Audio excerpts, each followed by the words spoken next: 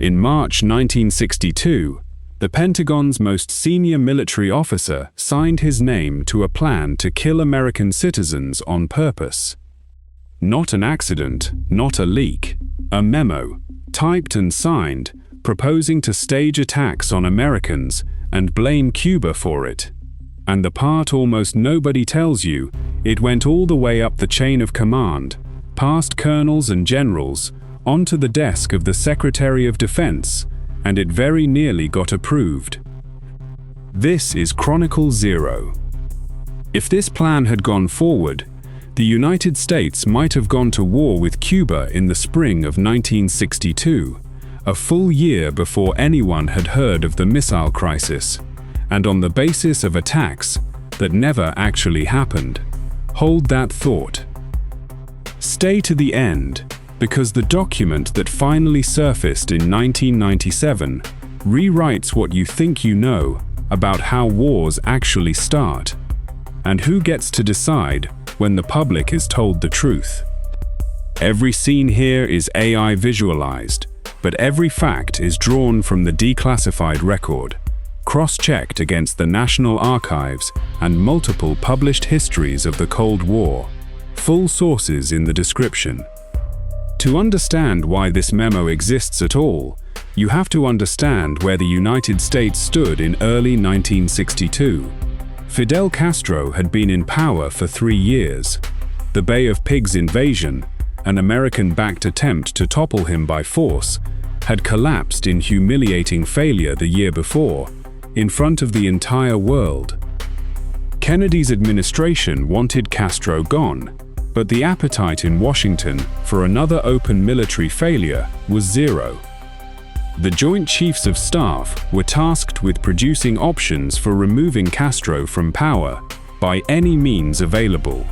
What came back from that assignment was a formal planning document that would eventually be known to history as Operation Northwoods.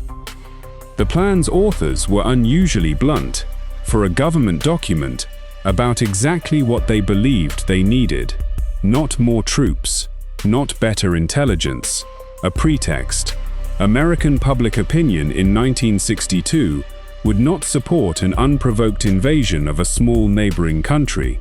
So rather than wait for a real Cuban provocation that might never come, the memo proposed manufacturing one instead, on a schedule the Pentagon could control.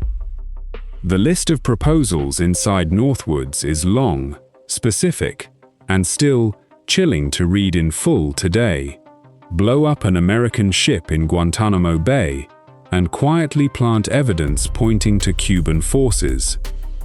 Fake a Cuban air attack on a civilian passenger airliner by secretly swapping a real charter flight for a drone painted to match it, relocating the actual passengers under false identities while the drone is shot down on radar over international water for the world to see.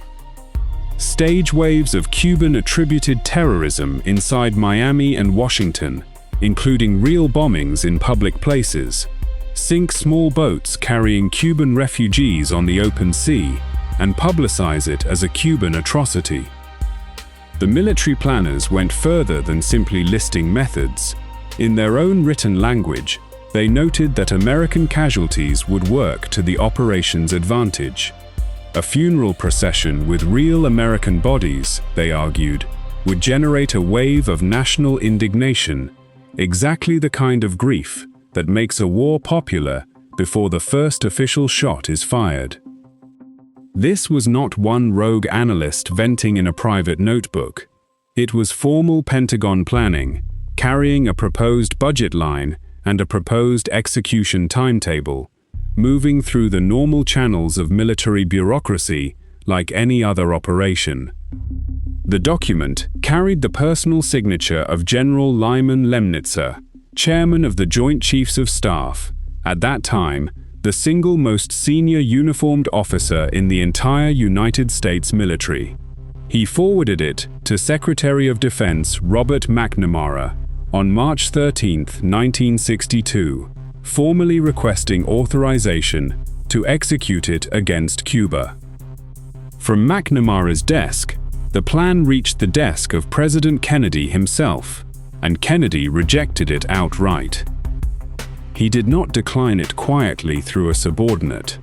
Multiple first-hand accounts from that period describe Kennedy as genuinely furious that his own Joint Chiefs of Staff had proposed staging attacks on American citizens and fabricating evidence of war crimes purely to manufacture public consent for an invasion he had not ordered. Lemnitzer was reassigned within the year, transferred out to a NATO command post in Europe, a move that was widely read inside Washington at the time as a demotion in substance, whatever his new title said on paper. Here is where the story gets genuinely interesting, and where most retellings online simply stop. Northwoods itself was rejected, but the underlying appetite that produced it did not disappear along with the memo. Within months, the Kennedy administration authorized Operation Mongoose, a real and ongoing covert campaign of sabotage, economic pressure, and destabilization aimed at Cuba, one that ran for years without ever staging a false flag casualty event of the kind Northwoods proposed. And by October of that same year, the actual Cuban Missile Crisis pushed both superpowers to the edge of nuclear war over the same small island, for reasons that had nothing to do with Northwoods and everything to do with Soviet missiles genuinely being installed 90 miles from Florida. For 35 years after Kennedy's rejection, Operation Northwoods stayed completely buried. It was not leaked to reporters. It was not whispered about on Capitol Hill. It was not part of the Church Committee's landmark 1970s hearings into intelligence agency abuses, even though those hearings dug into assassination plots against foreign leaders and domestic surveillance programs in extraordinary, uncomfortable detail. Northwoods simply was not found by anyone for over 3 decades. That changed in 1997, when investigative journalist James Bamford was researching an unrelated book about the National Security Agency and requested a batch of Northwoods adjacent material through the Assassination Records Review Board, a body Congress had created specifically to declassify documents connected to the Kennedy assassination. The Northwoods memo surfaced almost as a byproduct, a side effect of a records search that had been aimed at something else entirely.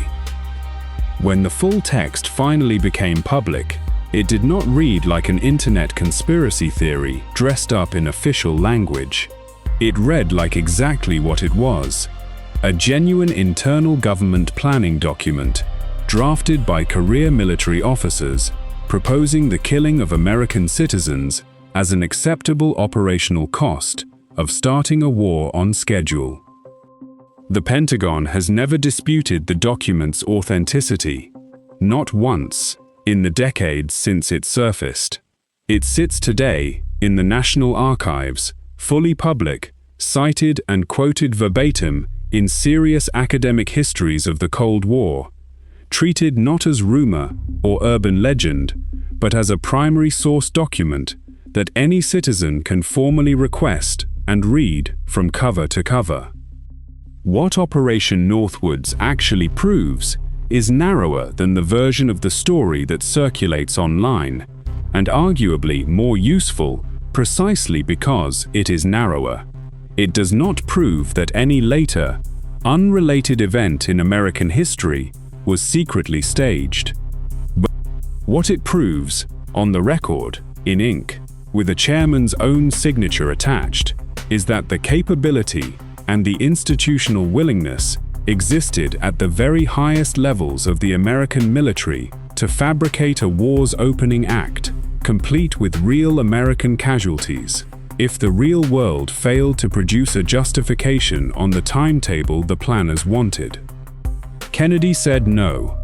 That single decision, made by one man on one afternoon in Washington, is the entire reason Northwoods is remembered today as a declassified historical curiosity and not as the opening chapter of a war that began on a lie broadcast to the American public as fact. But the plan existed. It was drafted in full, budgeted, staffed, and formally submitted, in writing, for a presidential signature, and for 35 years, nobody outside a small circle of officials with the right clearance knew that the closest the United States came to war with Cuba in 1962 was not the missile crisis everyone remembers from October. It was a memo written in March, quietly asking a president for permission to kill Americans on purpose, so that killing could be blamed on someone else. Every government keeps documents like this one somewhere in its files. Most stay sealed for decades, if they ever surface publicly at all. Northwoods only became public because one researcher was looking for something completely unrelated, and the paperwork trail happened to lead here anyway, buried in a records request nobody expected to matter. The question worth sitting with tonight is not really whether this one specific plan was ever carried out. It wasn't. Kennedy made sure of that. The real question is how many others like it, drafted in the same rooms by the same kind of career planners, never happened to get a president who said no, and never happened to get a researcher who went looking 3.5 decades later. What should we declassify next? Tell me in the comments and subscribe. I read them.